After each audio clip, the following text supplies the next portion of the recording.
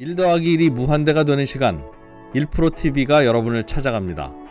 각 분야의 1프로 최고 전문가들이 모여 펼치는 지식의 향연 지금 시작합니다. 1프로TV 꼭 구독해주세요. 김현우 소장님, 네. 매번 나오실 때마다 네.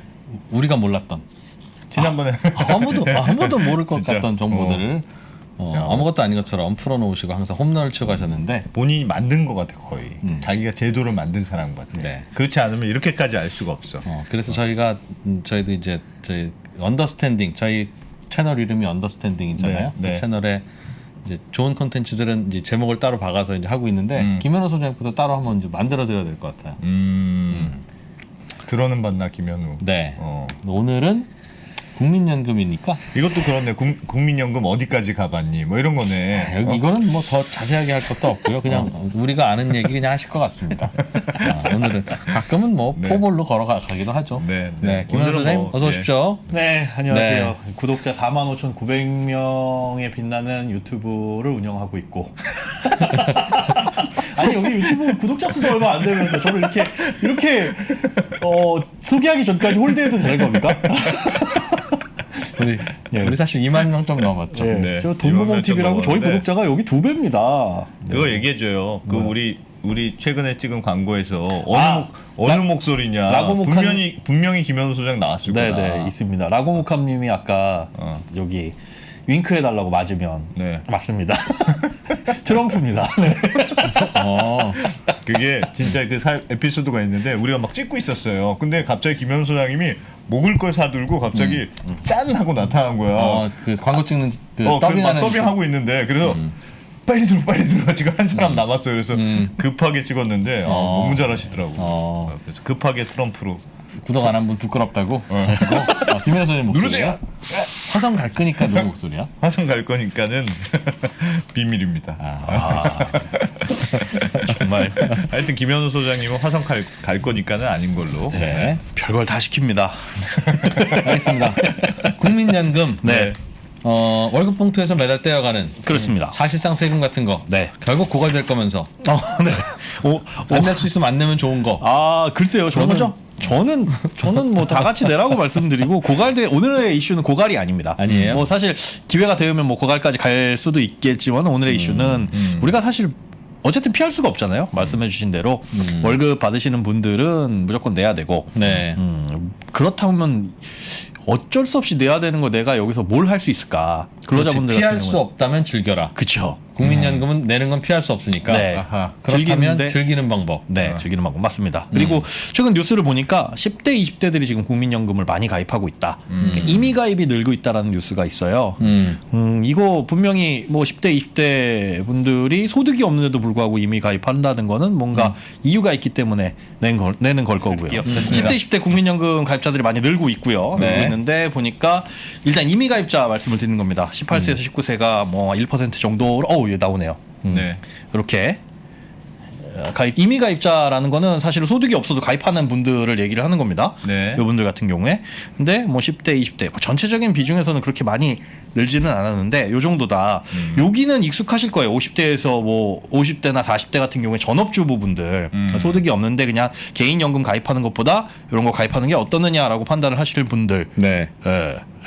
그런 거 백브리핑 리얼 애드립 천진에 미치네 하시는데 화면이 다음 화면 좀 보도록 하겠습니다. 이상 없죠? 화면 보시는데 네. 잘 나오죠, 여러분들. TV에서 안 나와요? 돈 내놔라 내 돈 국민. 말로 일단 하시죠. 말로. 일단 말로. 네, 말로 해드리겠습니다. 네. 네. 2017년에 비해 가지고 올해 6월에 이르기까지 굉장히 많이 늘어났어요. 예. 뭐가요? 이미 가입자, 임의 가입자. 임의 가입자가 뭐냐? 네. 뭐게요? 임의 임의 가입자는 가입자는 알지. 네. 내가 가입하고 싶어서 가입한 사람. 그렇지. 가입 안 해도 되는데 네. 가입 그냥 가입할래? 나- 가입하는 사람. 손 딱 들고 저는 꼭 국민연금에 가입하고 싶습니다. 그러니까 자원 입대 같은 거지. 맞습니다. 예. 그 국민연금 가입 대상은 우리나라에서 만 18세에서 만 60세 미만으로 정해놓고 있어요. 네. 만 18세 이상, 만 60세 미만. 네. 요 안에 들어왔을 때가 가입 대상인 거고 네. 그 안에서 소득이 있으면 무조건 가입을 하는 거고 소득이 없을 때는 그냥 임의가입. 임의가입. 예, 나 갈래요 손 들고 들어가는 게 임의가입입니다. 그런데 네. 그 연령별로 임의가입 숫자를 봤을 때 계속 증가를 하더라. 그 연령대도 지금 화면을 보시면 화면 잘 나올까요? 이제 네, 잘 나오네요. 네. 어우, 진짜 구독 좋아요 누르니까 사실은 바로 잘 되네. 잘 안 가르쳐드리는 비밀 버튼입니다. 임의가입자. 아, 예, 제 발음이 다른 좀 데 가서 써먹지 마세요. 발음이 구렸나 보네요. 임의가입이 아니라 임의가입입니다. 네. 18세 보면 이렇게 늘어났고요. 이때부터 이제 가입을 할 수가 있는 거예요. 그러니까 2017년부터 2021년 6월까지 보면은 요만큼 이제 증가율은 이거 퍼센트입니다. 네. 4배 정도 늘었다는 네. 거고 쭉쭉쭉쭉쭉쭉쭉 20대에서 많이 증가를 하고 있고 재미난 건 얘네들이 늘었으면 이제 시간이 갈수록 이렇게 얘네들도 늘어야 되는데 숫자상으로 봤을 때 네. 그러지는 않죠. 그러지는 않아요. 그럼 왜 여기가 늘었을까? 이거는 이제 개인별로 다 여쭤보지는 못했으니까 왜 10대에서 18세가 되자마자 가입을 했어요? 라고 여쭤보지는 못했으니까 이유가 100%는 아니지만 18세부터 20대 초반 돈 벌지 않는 젊은이들이 청년들이 네. 수천 명씩 매년 가입하고 있네요. 그렇습니다. 국민연금을 네. 왜요? 가입 안 해도 되는데. 안 해도 되는데. 왜? 뭐가 좋길래? 근데 와. 이분들이 그러면 용돈을 받아서 가입을 했을 것이냐? 부모님들이 가입시켜 준 건가? 그렇겠죠. 그렇지 부모님 해줬겠지 자기가 알아서 했을 리는 없죠. 네네. 그럼 부모님이 갑자기 뜬금없이 내 자녀의 노후를 위해서? 아니는 너무 먼 얘기잖아요. 가입을 뭘까 이거? 시켜준 가장 큰 이유를 봤을 때 아마 추후납부 제도, 추후납입 제도 때문이 아닐까가 가장 추측이 돼요. 유력한 추측. 추후 납입제도. 추후납입 제도. 그게 뭐예요? 추후에 납입하는 제. 네. 두 분 다 알고 계시면서 난 몰라요, 정말 몰라요. 여기 오면 이렇게 아는데 모르는 척하는 여러분들은 다 아시죠? 예, 추후 납입 나중에 납입할 수 있는 건데. 네. 그러니까 국민연금을 예전에 내가 뭐 경력 단절이라든가 네. 냈어야 되는 기간 동안에 소득이 없어가지고 못 냈다. 그런데 지금 나이가 들고 보니까 내 노후가 불안하다라고 했을 때 과거에 못 낸 기간을 미래도 이제 나중에 가서 낼 수 있도록 하는 게 이빨 빠진 기간 채워 넣을 수 있는 그렇죠. 거. 추후 납입 한꺼번에. 제도입니다. 그런데 지금 딱 말씀해 주신 것처럼 포인트가 이빨 빠진 것만 돼요. 이빨이 빠져야 됩니다. 그러니까 아예 한 번도 납입한 이력이 없으면 납입이 굉장히 제한적이고 네. 가능한 경우도 있기는 합니다. 그거 이제 뒤에서 설명을 드릴 건데 일단 한 번이라도 된 이력이 생기면 네. 그 이후로부터 내가 국민연금을 제대로 가입할 때까지 소득이 네. 발생해서 가입할 때까지 그때 딱 들어가면 요 공간이 생기잖아요. 그렇죠. 이거는 본인이 원하면 나중에 언제라도 채워 넣을 수가 있어요. 질문. 아하. 네. 뒤늦게 채워 넣으면 예. 너 지연 이자 이런 거 내라고 합니까? 아니요. 똑같아. 네. 그러면 예를 들면 내가 20대 21살 20대 했다고 해봐요. 네. 계산하기 편하게. 예. 20세. 20세 했어. 네. 그럼 한 번 딱 내고 네. 30살에 취직을 했는데 네. 30살까지 안 냈어요. 네. 그 10년이 중간에 이빨이 빠져 있잖아요. 그렇죠. 그 30이 돼서 네. 나중에 한꺼번에 10년치를 내가 내도 된다. 네. 냈는데 그러면 그럼 10년 가입한 걸로 쳐준다. 그렇죠. 10년 가입 기간 인정이 되는 한 건데 달에 20만 원씩 쳐서 냈는데 그럼 네. 그때 20만 원 낸 거랑 똑같은 대접 해준다. 그런데 납입하는 금액이 그렇게 정해지지는 않습니다. 그럼 이 그 기간 동안에 얼마를 낼 것이냐는 예. 지금 내가 내고 있는 보험료 곱하기 그 기간이에요. 그렇기 때문에 이제 별도의 이자를 부과를 하지는 않는데 네. 결국은 이제 뭐 A값이랑 이렇게 적용이 되기 때문에 다만 여기 지금 만약에 내야 될 게 한 달에 10만 원 그렇게 해서 1년에 120, 10년에 1200만 원 낼 거를 이거 목돈 너무 부담됩니다. 해서 분납을 할 수도 있기는 해요. 그렇게 네. 되면은 이제 정기예금 이자율 한 1.2% 정도가 불이가 되긴 하는데 네. 그게 아니라고 한다면은 10년 후에 내든 20년 후에 내든 지금 소득 기준에서 지금 내세요. 지금 앞으로 더 내는 것처럼 지금 내시면 뒤에를 과거에 못 낸 걸 채워드리겠습니다라고 하는 게 이 추후납부제도입니다. 아하. 그러니까 이게 원래는 작년에 이게 이렇게 많이 늘었어요. 가입 대상자가. 그 이유 중에 한 가지가 뭐냐면 원래는 기간 제한이 없었습니다.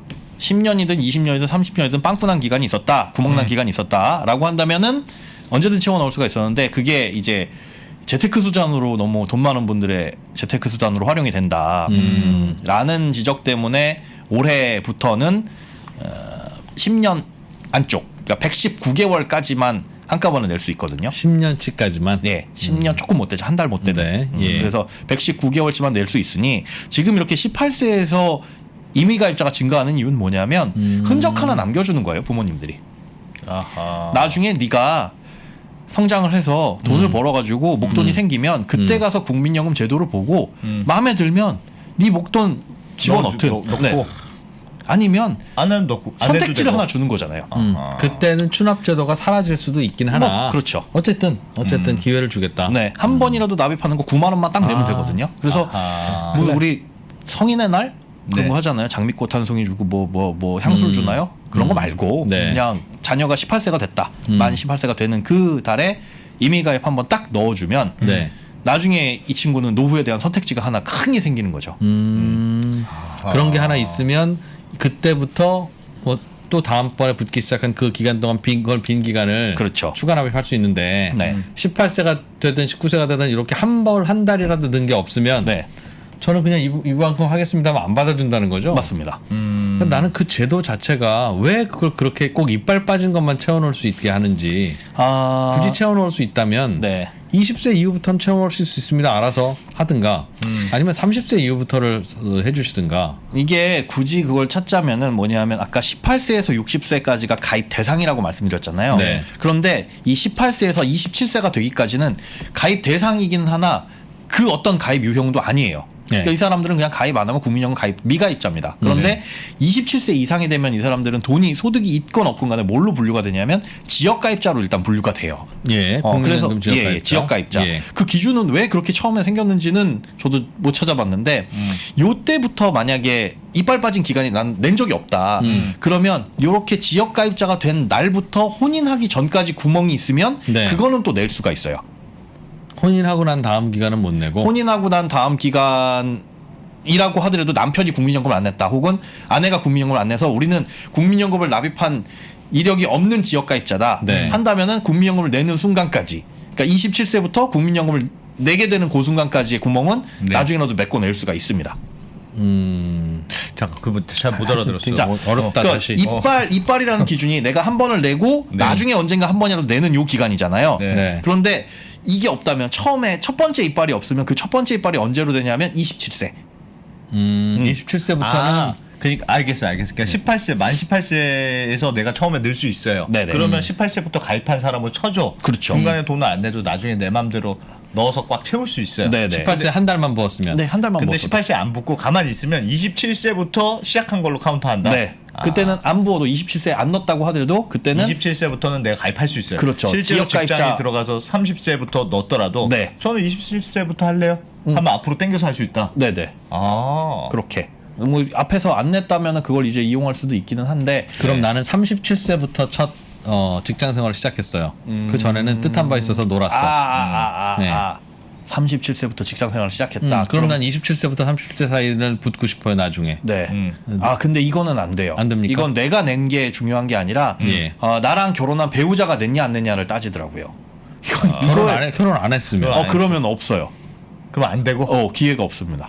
그럼 결혼을 했어요. 네. 결혼했- 하고? 예. 만약에 배우자가 어. 국민연금을 가입하지 않고 있었다. 결혼한 배우자도 뜻한 바 있어서 37세까지 쉬었어요. 네네. 예. 그러다가 국민연금을 37세에 냈다 배우자라도. 네, 예. 그러면 그 기간 27세, 10년. 30세 되고. 네. 그 결혼이랑 무슨 상관이에요? 근데 배우자가 예를 들면 27세부터 나랑 동갑인데 그때부터 뜻한 바 있어서 열심히 일했어요. 회사를 다녔어. 그럼 나는 그럼 안 되겠지. 결혼했다면. 아니 내 배우자의 국민연금이 왜 나랑 아니 연동됩니까? 배우자랑 결혼한 시점이 언제예요? 27세? 아니면 30세? 언제 결혼해야 됩니까? 그러니까 결혼할 때가 내가 낼 수 있는 그 끝선이에요. 27세부터 결혼을 내가 30살 했는데 네. 네. 그때 내 배우자가 이미 국민연금을 가입하고 있으면 알겠어요. 그때까지. 그 결혼이 왜 중요해요? 왜 결혼이 왜 저도 중요해? 이걸 설명을 여쭤봤는데 솔직히 말씀드려 죄송하지만 이해를 못해서 너무 어려워요. 그럼 그분이랑 나중에 또 헤어지면 관계 헤어지면? 없습니까? 얼마든지 헤어질 수 있죠. 네네. 결혼이 중요한 그건 상관없잖아요. 그거 그리고 상관없죠. 나면 나는 국민연금을 언제부터 채워놓을 수 있냐고요. 27세부터 27세부터? 27세부터 37세까지. 네네. 다음 결혼하신 분 그때까지 내가 안 채워 넣었으면 네. 이빨이 빠져 있으면 네. 다음 결혼하신 분과 결혼을 하는 순간 이분이 그러면 국민연금을 내고 있냐? 그럼 그때까지고 안 내고 있었다. 네. 이분이 무직이라고 쳐요. 결혼했는데. 네. 그러면 이분이 내거나 내가 내거나 할 때까지의 그때까지. 아니 저는 예를 들면 저는 되게 네. 늦게 취직을 했단 말이에요. 네. 그런데 27세부터 가입이 안 되고 당연히 이제 취직한 이후부터 국민연금 들어갔을 텐데. 예, 예. 그럼 제가 지금 와서 저 27세부터 결혼을 언제 하셨죠? 몇 세? 난 그게 왜 중요해? 내 국민연금 채워놨는데 왜 몇 살에 결혼했냐고 왜 묻냐고. 제가 이거를 확실하게 이해해서 알려드릴게요. 그런데 30대 중반에 30대 중반에 하셨고 그때 이제 배우자분께서 국민연금이 가입이 되어 있으셨나요? 되어 있었죠. 그 기간에 국민연금 가입하셨었고요? 네네. 그러면 거기까지죠, 거기까지. 아 그냥 거기까지고? 거기까지. 예. 27세부터 그럼 아니고. 정리해 봅니다. 뭐 듣고 보니 많이 중요한 건 아닌 것 같긴 한데 일단 정리해 봅니다. 뭔가 이상해서. 27세부터 빠진 이빨을 채워넣을 수 있어요. 네네. 그런데 나는 27세부터는 그 직업을 안 가졌고 네. 내 소득 활동은 37세부터 시작했습니다. 네. 그런데 내가 30세에 결혼을 했는데 네. 동갑내기인 나의 신부님은 혹은 신랑님은 그때도 이미 직장인이어서 내고 계셨어요. 네. 자, 그럼 나는 그 3년. 27부터 30까지 채울 수 있죠? 맞습니다, 맞습니다. 27부터 37까지 채울 수 있는 게 아니라 아니요, 예, 맞죠. 그럼 나는 27부터 37까지 채워 넣으려면 이분과 사랑하는 이분과 이혼해야 됩니까? 이혼하면 됩니까? 아니요, 그건 어차피 결혼을 해야 채울 수 있는 거. 처음에 한번 낸 적이 없으니까 결혼을 해야 채울 수 있는 기간인 거예요, 그거는. 결혼이 전제되는 기간. 결혼이 한 번도 전제가 낸 적이 되고. 없으면 결혼이 전제되고 낸 적이 없었어야 그렇죠. 된다. 그러면 난 정말 이걸 내려면 네. 나는 인생에서 이걸 내는 게 만약에 목적이라고 하면 37세인 내가 네. 어디 37세인 다른 분 결혼 안 한 분 그리고 지금까지도 한 번도 국민연금을 안 낸 그분을 찾아서 결혼 한번 결혼하면 하고 아니면 지금 내고 있는 분. 왜냐하면 내고 있는 분과 결혼하면 그 시점까지니까. 결혼한 시점까지 낼 수 그렇죠. 있으니까 네네. 그럼 37세에 어떤 분과 결혼을 해서 27부터 30까지 다 채운 다음에 네. 그분과는 이제 이혼해? 목적 달성해서 헤어지고 그래도 상관은 없죠. 그래야 된다는 거죠. 네, 상관은 없는데 그러니까 왜? 극단적이야. 아니, 나는 내 연금을 채워놓고 싶은데 왜 굳이 그렇게 꼭 아무랑 결혼해도 안 되고 그렇죠?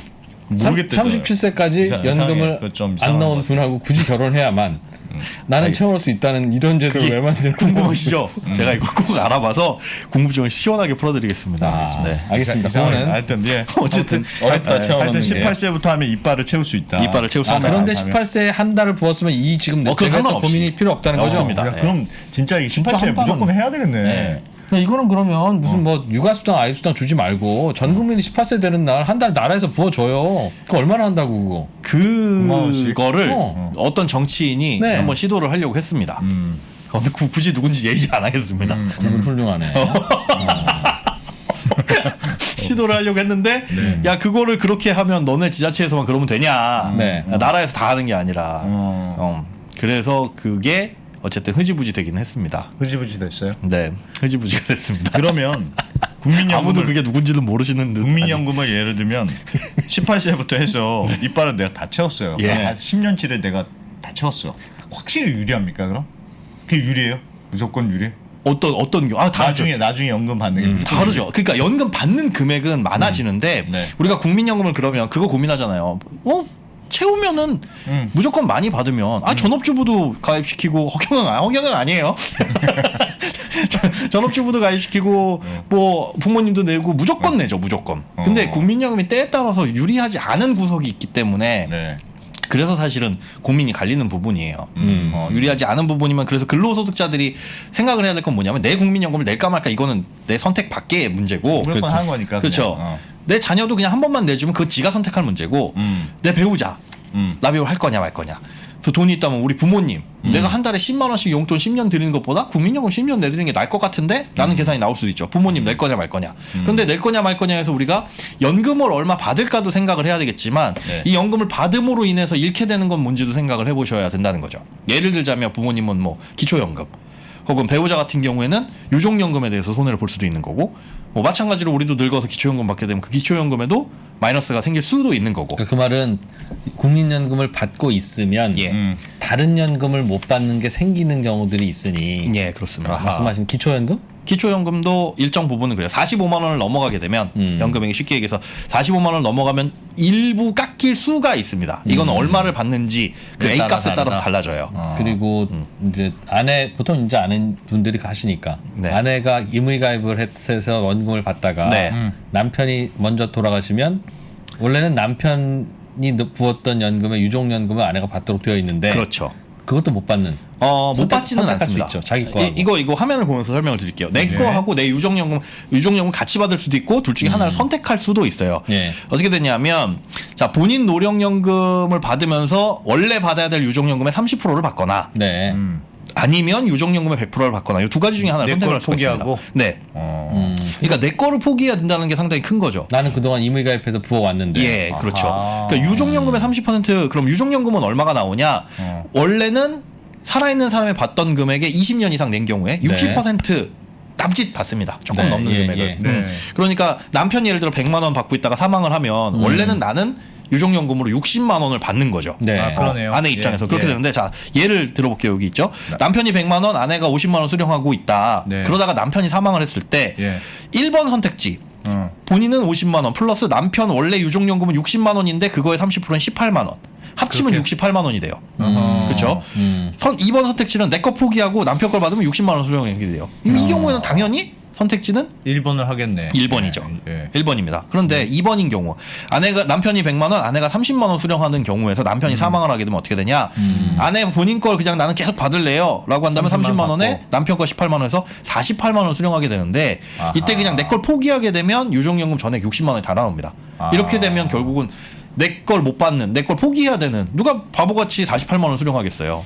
그래서 이런 걸 두고 야 부부가 모두 국민연금 가입하면 한 명권 못 받는다더라라는 얘기가 여기에서 나온 겁니다. 맞네요. 그 얘기가. 근데 그게 이제 때에 따라서 다른 거죠, 사실. 네. 앞서 1번 예에서는 두 가지 다 받는 게 더 유리한 거고 2번 예에서는 내 걸 포기하는 게 유리한 건데 그건 이제 각자 국민연금을 얼마나 부었고 뭐 20년이면 60%지만은 뭐 10년 이상 20년 사이면 50%거든요. 어쨌든 두 분이 둘 다 가입했으면 한 분이 돌아가시면 네. 하여튼 뭐가 이렇게 줄어드는 게 줄어듭니다. 무조건 줄어드는 게 있는 건데. 네네. 원래 받아야 될 유족연금의 30%만 그렇죠. 받게 돼요. 그러니까 그런 상황이 올 것 같으면 아내는 네.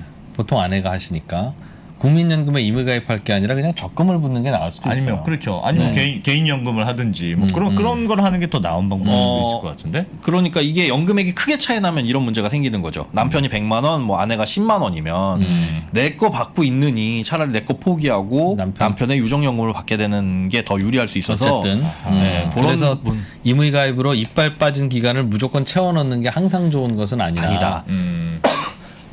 그러나 뭐 그쵸. 채워넣는 게 좋을 경우가 꽤 네. 있으니. 그냥 이거는 이제 채워넣는 것뿐만이 아니라 나는 지금 채워넣은 것도 없고 지금 나이를 보니까 지금 뭐 40대 후반 50대 들어서서 이제 노후를 어렴풋하게 그려보고 있는데 노후 준비가 안 됐다. 그래서 한 달에 한 10만 원 정도 뭔가를 금융상품을 가입할까 고민을 하는데 예.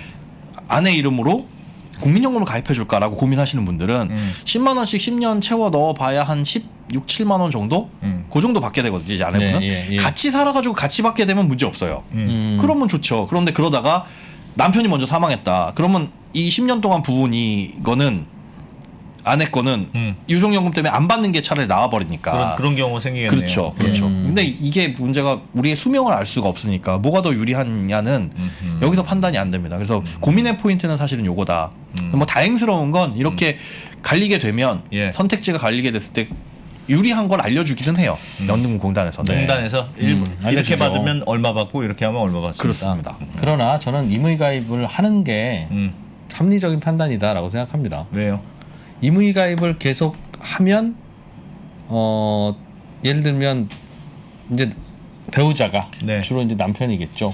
남편이 계속 오래 나랑 같이 살아. 90세까지. 그럼 둘 다 받아.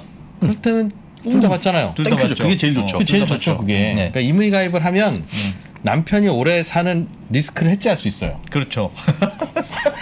뭐가 그렇죠? 아 그게 예. 그렇죠. 예. 이 큰일인데 남편이 너무 오래 사는 게 큰일인데 지금. 그죠, 맞아요. 그렇죠, 그렇죠. 해지를 할 수 있는 방법이네. 농담입니다. 네. 아니, 근데 100년 사실은- 해로 리스크가 임의가입으로 해지된다. 사실은 근데 그래요. 이게 100년 해로의 리스크 금액 그런 걸 다 떠나서 돈만 놓고 봤을 때 네. 예. 둘이서 100 받는 것보다 혼자서 60 받는 게 좋죠. 당연히. 그게 그래요? 그렇지 그건 잘 않아요? 모르겠어요. 왜요? 둘이서 100보다는 혼자 60이 낫지 않나? 둘이서 100이면 50, 50이잖아요. 네. 김현우 소장님이 결혼을 안 하셔서 그걸 몰라. 그래요? 둘이서 100이 낫습니다. 아, 그래요? 그럼요. 네. 그런가요? 그럼 아니, 밥 먹을 때 숟가락 하나만 더 넣으면 되는 게 부부인데. 어쨌든 숟가락 하나 줄었는데 내가 60 되는데요? 네, 아닙니다. 정확하게 계산으로 그렇지. 따지면 아닙니다. 그렇지만 네. 그렇지만 실제로는 100만 원이 왠지 왜냐하면 2명 밥값해도 얼마 안 들거든요. 네. 혼자 밥값하고. 그러니까 그런 거예요. 또 이제 국민연금의 수령 시기도 네.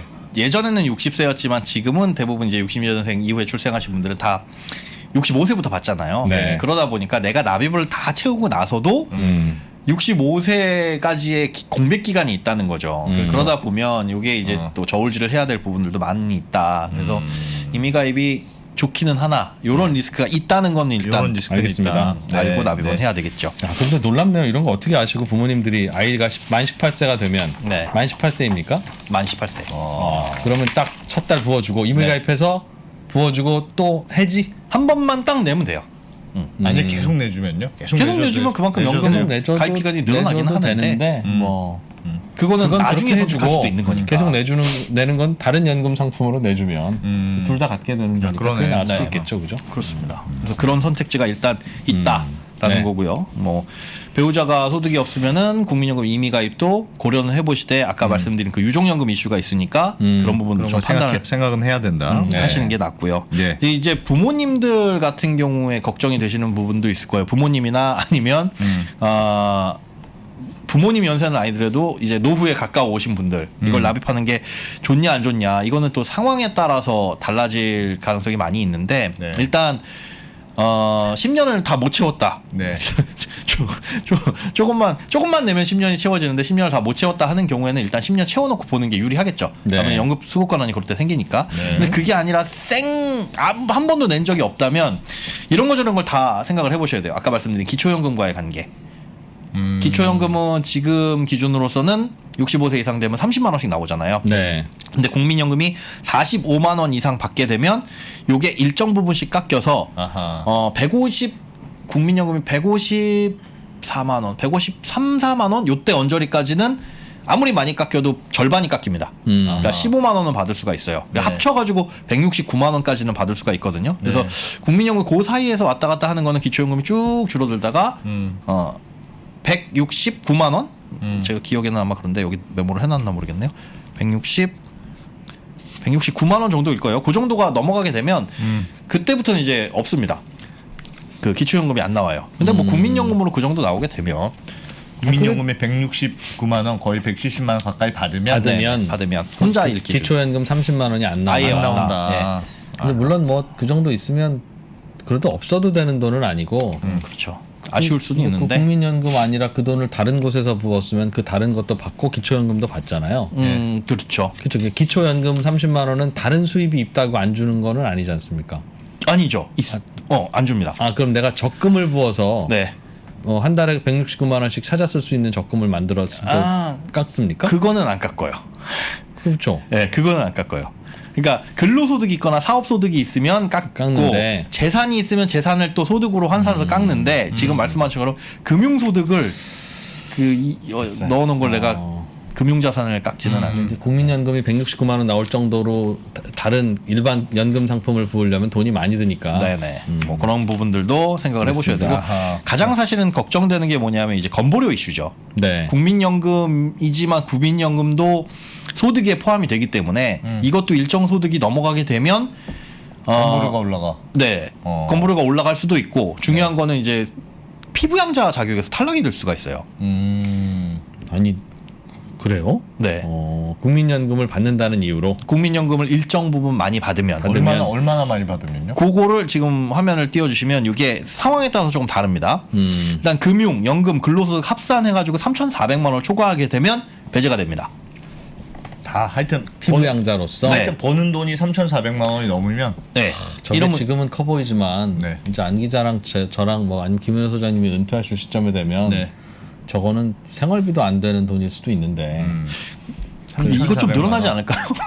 그걸 기대해 볼 수밖에 없네. 일단 지금 기준은 그래요. 네. 늘어날 가능성은 저게 없겠군요. 늘어난다고요? 안 늘어날 것 같습니다. 네. 저거 가만히 두면 오히려 지금 건보료 수입 계속 들어오는데 정부가 저거 늘려줄 것 같아요? 줄어드는 추세예요. 이거는. 두 번째는 뭐냐면 재산 9억 원이 초과하게 되면 네. 소득이 없어도 배제됩니다. 이때의 재산은 예를 들어 그 공시가 이런 거 아니에요. 그러니까 공시가 곱하기 일반적으로 우리가 재산세를 매길 때는 공정시장가액 비율 60%를 곱하잖아요. 네.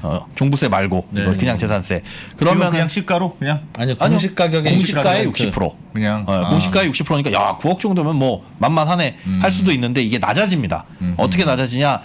내년 이제 불과 내년이네요. 내년 7월이 되면 이건 지금도 기준도 마찬가지예요. 종합소득 금액 1,000만 원 초과하면서 재산이 5억 4천이면 배제가 됩니다. 둘 다 조건을 충족해야 돼요. 그렇죠. 1,000만 원이 넘고 내가 버는 돈이 1,000만 원이 넘고. 네, 재산 지금 5억 4천이면 어느 정도냐면 공시가 9억 원. 네. 공시가 9억이면 요 정도 나오잖아요. 그런데 근데 저거는 해당되는 분들이 많을 것 같은데. 네, 저렇게 그런데 내년 7월부터는 이게 공시가 3억 6천으로 내려옵니다. 그러니까 공시가 6억 원짜리 주택이면서 네. 종합소득 금액이 1,000만 원을 초과하면 피부양자에서 탈락이 돼요. 그런 분 많을 것 같은데. 근데 종합소득 금액이라는 거는 내가 무슨 지금 뭐 사업소득, 뭐 월세소득 이런 것도 포함되고 그렇죠. 모든 국민연금도 소득을 다 포함하는 포함되고. 거잖아요. 그러니까 맞습니다. 뭐 내가 연금을 받던, 네. 뭐 이자를 받건, 네. 뭐 사업을 해서 사업소득이 있건, 그렇죠. 다 합쳐서 1,000만 원이 넘고, 네. 내가 집 갖고 있는 집이 공시가격이 예를 들면 아까 3억 얼마였죠? 3억 얼마? 3억 6천.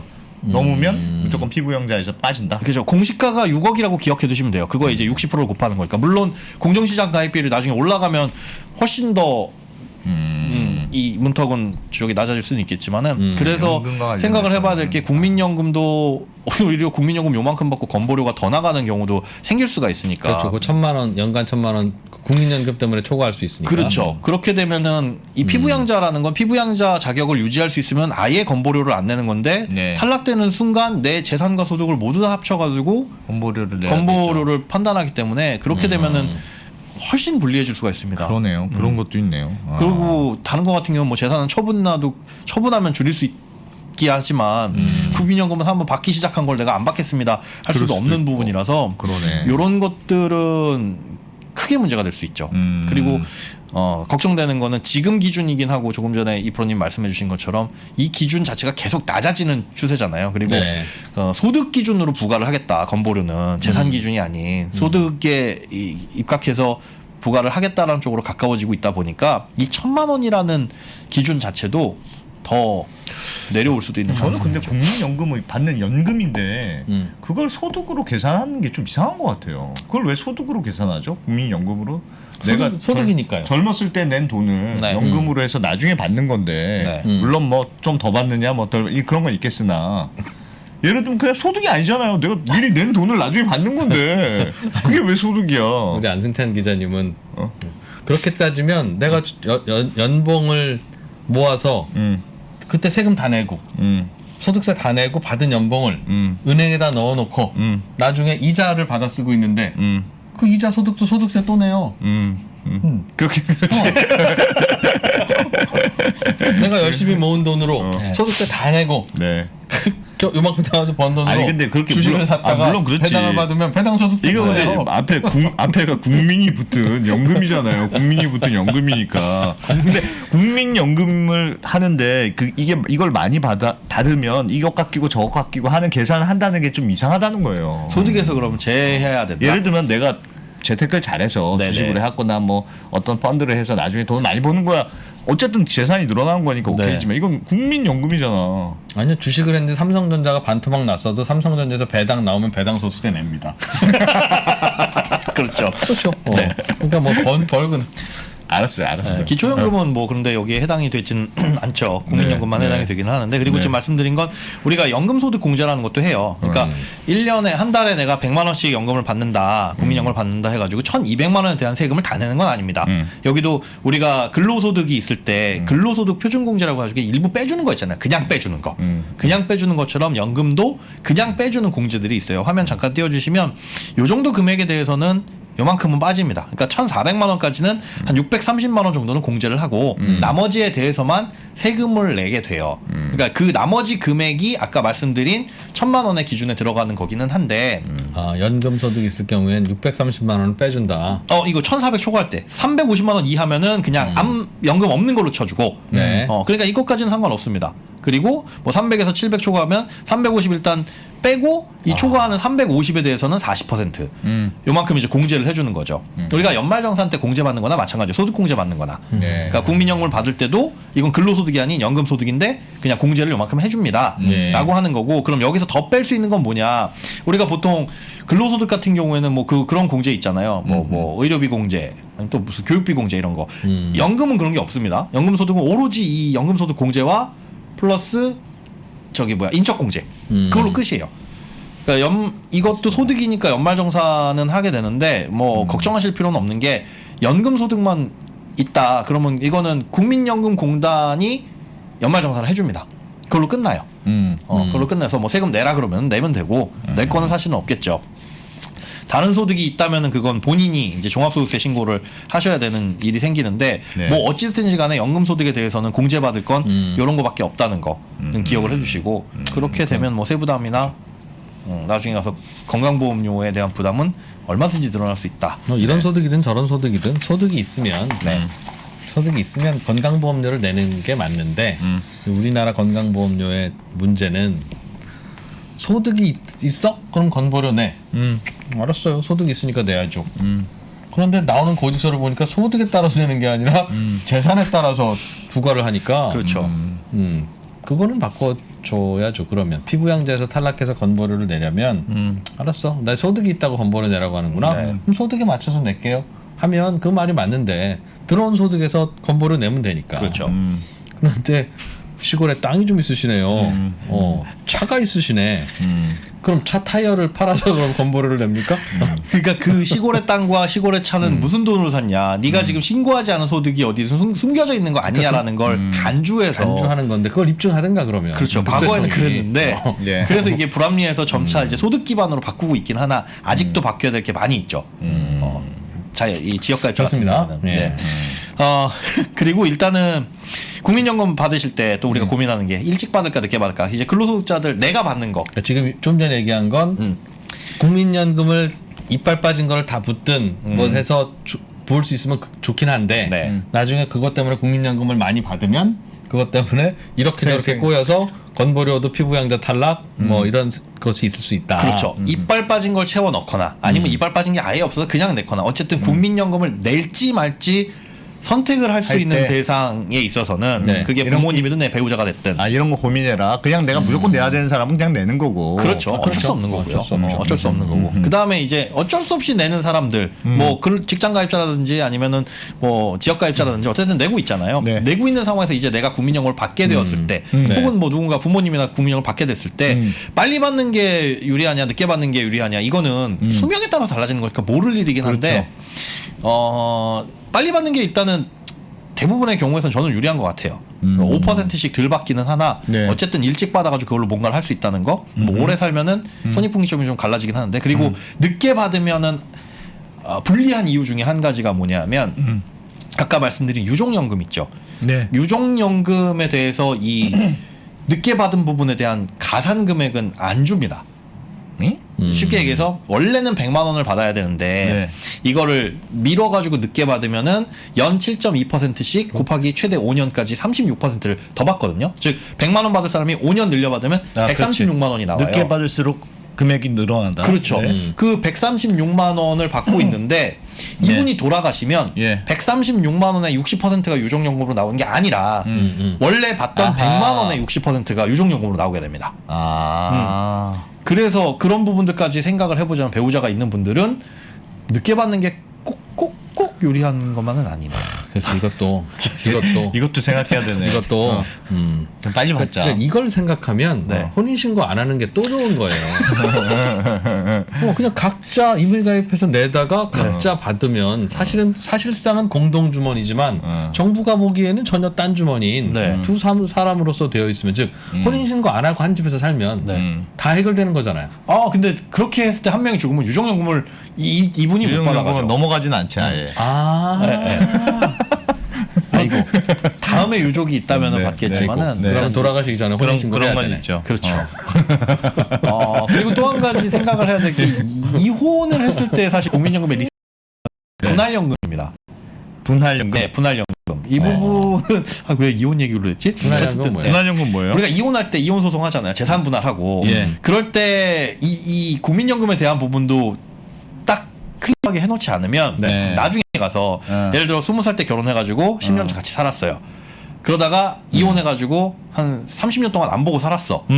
그 다음에 내가 연금 받을 때가 됐는데 어느 날 갑자기 이혼한 배우자한테 예전에 우리끼리 살았던 이 10년 동안 이때에 10년치. 예, 해당하는 연금의 반을 내놔라라고 한다면 내놔야 됩니다. 그 합리적이네요. 네. 합리적이긴 하네. 이게 분할연금 제도예요. 이혼했을 때 리스크는 아무리 30년 동안 안 보고 살았어도 법적인 권리가 있다. 그러니까 이혼할 당시에 이것까지 딱 정리를 안 해놓으면 그런 것들도 문제가 있으니까 이혼 말씀하셔가지고 갑자기 생각이 났습니다. 아하. 네. 알겠습니다. 제발 이제 제도를 좀 바꿔서 혼인 신고를 했다는 이유로 네. 이것저것 큰 거 왔다 갔다 하는 제도는 좀 바꿔줘야 된다. 라는 생각을 합니다.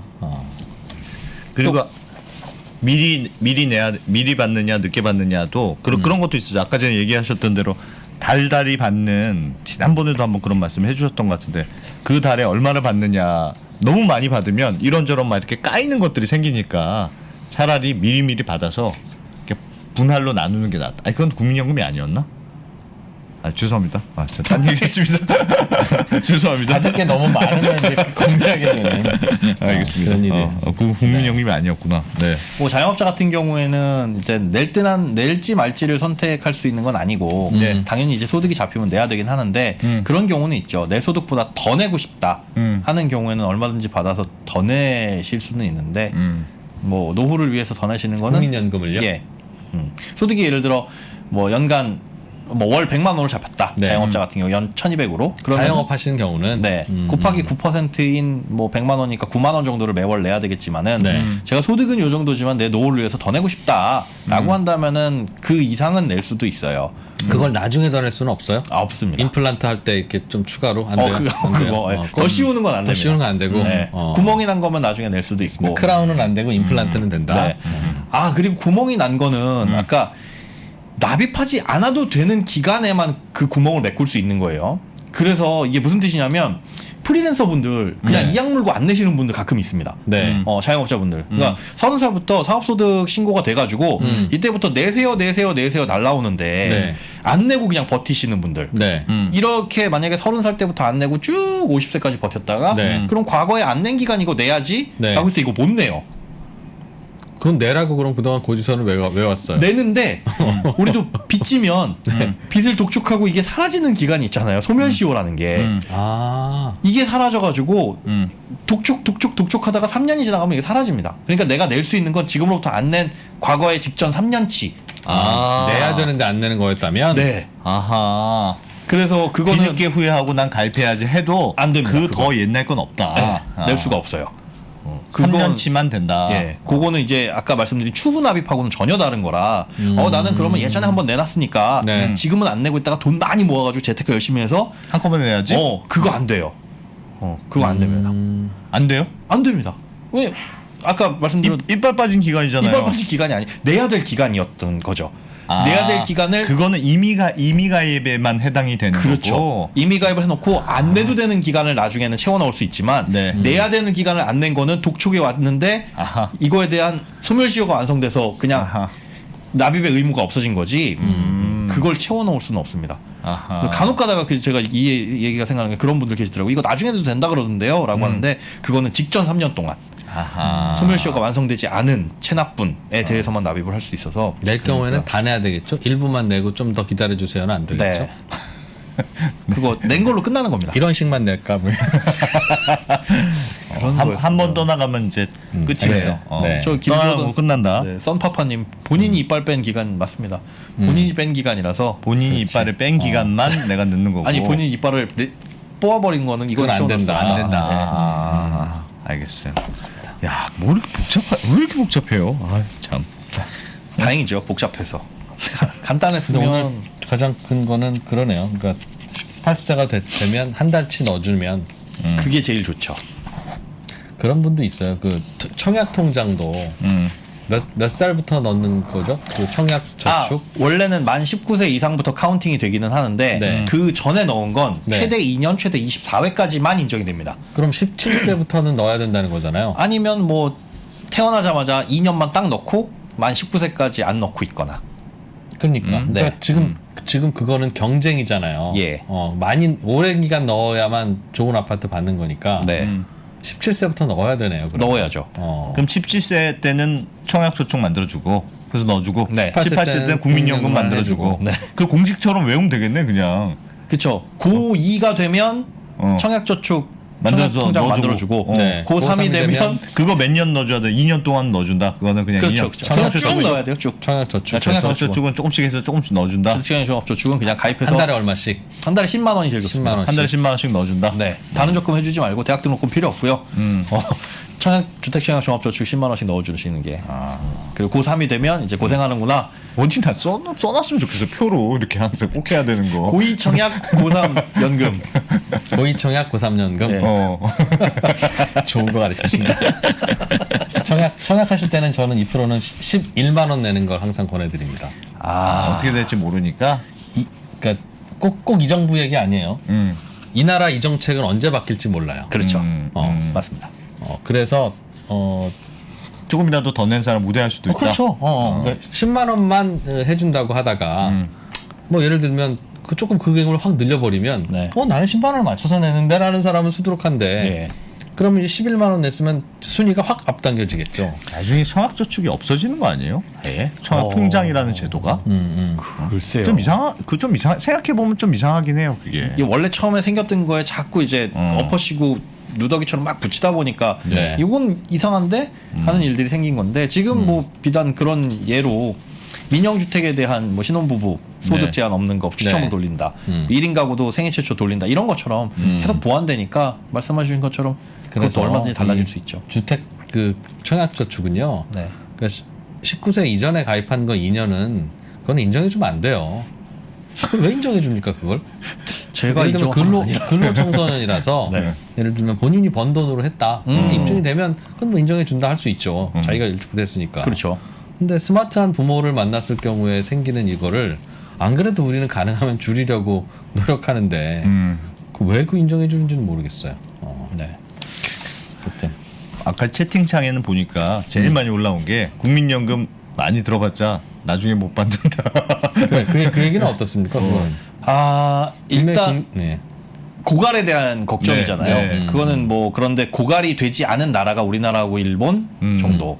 독일은 이미 1960 몇 년에 고갈이 됐고요. 예. 네. 그게 이제 부가 방식의 차이인데 방식의 차이인데 우리는 적립해가지고 네. 지금 내가 받을 돈을 내가 적립해서 내가 받는 식이잖아요. 네. 근데 대부분의 나라들은 이렇게 부가 방식, 그러니까 건강보험료 같은 지금 세대가 납입을 한 젊은 세대가 납입을 한 건 불과 뭐 몇 년 있다가 노후 세대가 받아가는 방식. 그게 인구 구조가 원통형이면 가능해요. 그렇죠. 바로 토스토스 하는 거니까. 예. 근데 우리나라는 지금 이렇게 돼 있기 때문에 그 문제가 생길 텐데 사실 이렇게 돼가지고 제로가 되진 않잖아요. 이렇게 깔때기처럼 되다가 어느 정도는 이렇게 될 테니까 이때까지의 불균형을 어떻게 해소할 거냐. 그게 사실 남아있는 과제인 것 같기도 하고 저는 개인적으로 가장 큰 걱정이 뭐냐면 이게 꺾이는 순간이 한 2043년 이때 예상을 하고 있습니다. 그러니까 재정 수지가 적자로 돌아서는 거. 들어온 예. 돈보다 나가는 돈이 많을 때는 예. 국민연금도 뭔가 팔아가지고 줘야 되지 않겠어요? 예. 근데 그 팔 자산이 주식이 대부분인 거고 그래서 미리미리 국내 주식의 비중을 좀 줄여놓자라고 하는 컨셉을 5개년 계획으로 세워가지고 뭐 15% 11% 이런 식으로 줄여가는데 야 니네가 주식 파니까 주가가 떨어지잖아 팔지마 라고 해가지고 알았어요 해서 그 시기가 늦어지면 이 충격이 언젠간 올 텐데 그게 걱정이에요. 저는 팔아야 차라리 되는데. 네. 자꾸 그냥 코스피 시장의 가장 큰 손으로서 남아있게 되면 이제는 어쩔 수 없이 주식을 팔아서 연금을 줘야 되는 그 시점에 가면 네. 그 충격은 어떻게 할 것이냐. 저는 그게 걱정이지 고갈이 걱정은 아닙니다. 주기는 줄 거다 팔아서. 네, 주기는 다 팔고 나서도 고갈되잖아요. 그렇죠. 예. 고갈될 주고 나면 다 텐데. 고갈돼. 2060년인가 뭐. 그렇죠. 근데 그것도 수익률을 되게 보수적으로 잡았을 때인 겁니다. 그러니까 그 시점은 뭐 빨라질 수도 있는 거지만 뭐 늦어질 수도 있는 거고. 앞으로 40년이니까 2%는 그럼 거의 90세. 여기는 걱정 안 하셔도 돼요, 두 분은. 나중에 되면 저는 좀 걱정돼요. 나중에 되면 엄청난 이슈가 되긴 될 텐데. 네. 근데 아마 근데 이제 가치는. 국민연금 개혁을 하게 되면 중간에 해야죠. 2060년 고갈되는 날 그날 하면 안 되고. 그렇죠. 그 전부터 해야 될 텐데 아마 하는 방법은 더 내고 뭐 덜 받고 뭐 이런 과정을 할 텐데 요즘 분위기 식이겠죠. 봐서는 그냥 저는 고소득자나 고액 자산가들 안 주는 쪽으로 결정될 것 같아요. 네. 거의 그럴 가능성이나 아니면 더 내고 덜 받는 쪽으로 기울어질 가능성이 더 내고 덜 높고. 받는 것도 하지만 네. 뭐 소득 상위 몇 퍼센트는 그냥 미안한 걸로 안 주는 걸로. 지금도 소득에 대한 감액도 하잖아요. 그게 5년밖에 안 깎습니다. 그러니까 소득이 아무리 많아도 예. 국민연금이 깎는 그 기간은 65세부터 70세까지만 깎여요. 그다음부터는 다시 회복되거든요. 네. 그러다 보니까 어우 감사합니다. T선님 25,000원 백프레이팅 잘 듣고 거의 있어요. 거의 진행자야 지금. 우리. 저런 빨간 게 올라오는데 눈에 확 띄잖아요. 옆에서. 세 분 수고 많으십니다라고 주는데 네. 셋이 나눌 수 없는 금액을 줘.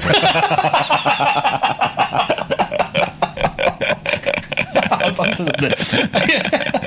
아무튼 좀 웃긴다. 무슨 얘기야? 예, 예. 네. 아무튼 고갈에 대한 거는 그렇습니다. 네. 어, 근데 그래서 이게 이제 시점이 더 늦어지진 않겠죠. 아니 65세에서. 선진국은 이게 국민연금 문제가 더 빨리 더 예전부터 만들었으니까 더 빨리 일어나잖아요. 그래서 그거 한번 바꿀 때 그러니까 네. 항상 바꾸는 게 덜 받자 더 내고 덜 받자는 식으로 바꿀 거 아니겠어요. 항상 고갈 문제가 일어나니까 그거 할 때 뭐 막 온 나라가 들썩들썩하고 막 난리더군요. 보니까. 지금 군인연금과 공무원연금이 그렇게 돼 있잖아요. 공무원연금 같은 경우에 가장 문제돼서 이제 더 내고 덜 받는. 사실은 우리들이 알고 계셔야 될 게 뭐냐면 공무원연금 야 그거 국민연금을 합쳐라라고 얘기하는데 공무원연금의 수익비가 국민연금보다 낮습니다. 네. 더 낮아요.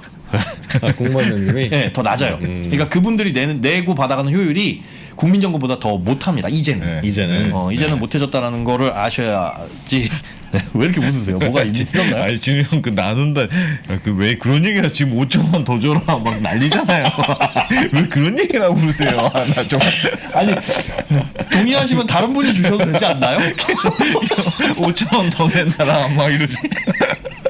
너무 웃겨가지고 8,000원씩 가져가고 1,000원 PD 주면 된다는데 PD님이 밖에 두 분입니다. 너무 웃겼어. 죄송합니다. 그런저런 이유로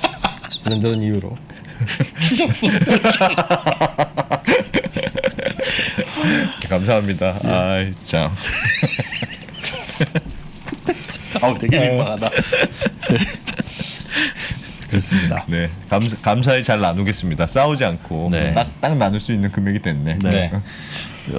국민연금 임플라트 오늘 이야기 잘 들었고요. 뭐 궁금하신 거 있으시면은 채팅창에 남겨주시거나 댓글로 남겨주시면 네. 김현우 소장님이 댓글 다 달아주실 거예요. 아 나중에 영상이요? 나중 영상에 나중에 영상에. 채팅창에 달아주시는 건 그냥 날아가니까. 네네 알겠습니다. 뭐 특히 영상 이제 보시고 김현우 소장님 거는 추후에 물어보고 싶은 게 되게 많아요. 그런데 이제 저희가 앞으로 이제 구독자 많아지면 예. 댓글도 많아질 테니까 달기 어렵겠지만 지금이야 뭐 여러분들이 댓글 달아봐야 뭐 몇 개나 다시겠어요. 다 다시면 다 약간 써드릴게요. 걱정된다. 동구봉 TV 구독 감사합니다. 저희 그 골드러시도 골드러시에 달아주셔도 됩니다. 골드러시도 예, 골드러시라는 채널이 있는데 3%의 주식이 어렵고 복잡하고 머리 아프시면 오셔서 웃고 가시면 됩니다. 개한자랑 나 진짜 미치겠어. 팟캐스트 골드러시. 네. 근데 저 유튜브 하고 있거든요. 저희 유튜브 해요? 2700명 정도. 우리보다 우리 경쟁 경쟁 채널. 채널. 근데 아예 결이 다릅니다. 저희는 이제 주식을 좀 즐겁게 알겠습니다. 주식에는 골드러시랍니다. 네. 골드러시. 국민연금 이야기는 언제 한번 시간 여유 있으실 때 한번 쭉 다시 한번 보시면 네. 좋을 것 같습니다. 아마 외워지지는 않을 거고요. 예. 자, 행복자산관리연구소 김현우 소장님 오늘도 국민연금 이야기. 국민연금이 주제라서 네. 오늘은 평범할 줄 알았는데. 네. 역시 뭐. 뭐 어디까지 가봤니 내 끝까지. 연타석 홈런이 어디까지 갈지 궁금합니다. 예. 트럼프 해주세요. 고맙습니다. 감사합니다. 리서치명가 메리츠증권과 3프로TV가 함께 야심차게 준비한 3프로TV 주식대학 겨울학기 2022년 투자 전략과 업종별 시장 전망. 전기차, AI 이런 시대로 간다면 지금 빠르게 성장하고 있는 이 기업들 중에 하나가 아마 이런 공급망을 주도하는 어떤 시대가 오지 않을까라고. 초과 수요란 얘기입니다. 우리가 90년대 중반에 이러한 쇼티지를 한번 겪었고 2000년대 초반에 한번 겪었고 2017년에 한번 또 겪은 적이 있습니다. 자동차 섹터의 넘버원 애널리스트 김준성 파트장의 3시간 특강과 레포트까지 담았습니다. 이경수 사단의 국내 최고 애널리스트 23명과 함께 떠나는 2022년 성공 투자를 위한 필수 코스. 자세한 사항은 3프로TV 앱 공지사항을 확인해 주세요.